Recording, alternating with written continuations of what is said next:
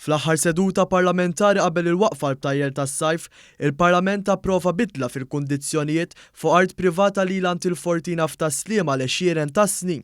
Il-konċessjoni għat-tibdil fil-kundizzjonijiet saret wara evalwazzjoni retta minn 3 periti li smaw prezz ta' ftit aktar minn 8 miljun euro li se jdaħħal il-pajjiż. B'dan it-tibdil approvat issa se jkun hemm inkluż ukoll il-proġett tal-lukanda l-ġdida tal-Fortina.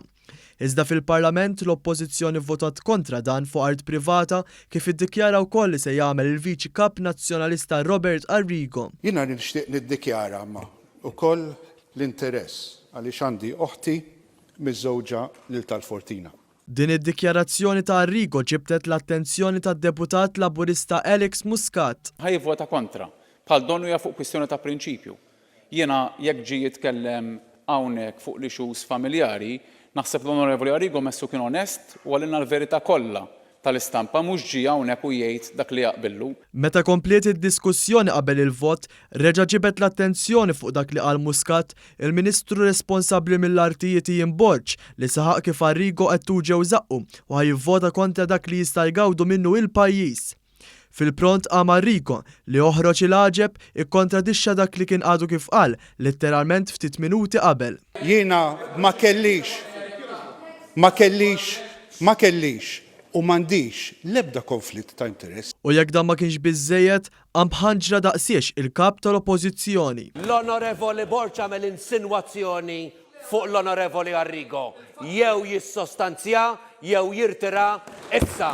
U biex l-affarijiet jitaxqu iktar, anke jekk qatt ma kien hemm dubju minn dak li qal Robert Arrigo fil-bidu u dak li kontradixxa wara, l-Speaker ikkonferma dak li fil-Partit Nazzjonalista ilu jippersisti. Jiena presidejt is-seduta kollha u l-Onorevoli Arrigo ġustament qal li għandu konflitt ta' interess, però xorta ħajvota kontra. Kompli diskorsija, hekk jogħġobkom.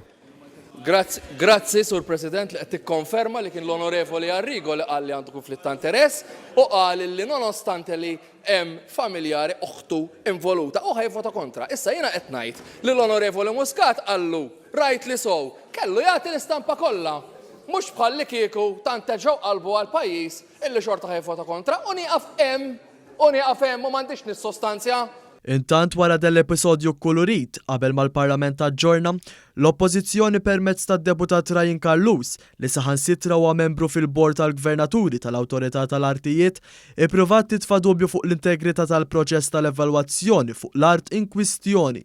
Proċess li l-Gvern intrefal fuq minnu u ħallih f'idejn 3 periti indipendenti li jgawdu r-rispett ta' kulħadd.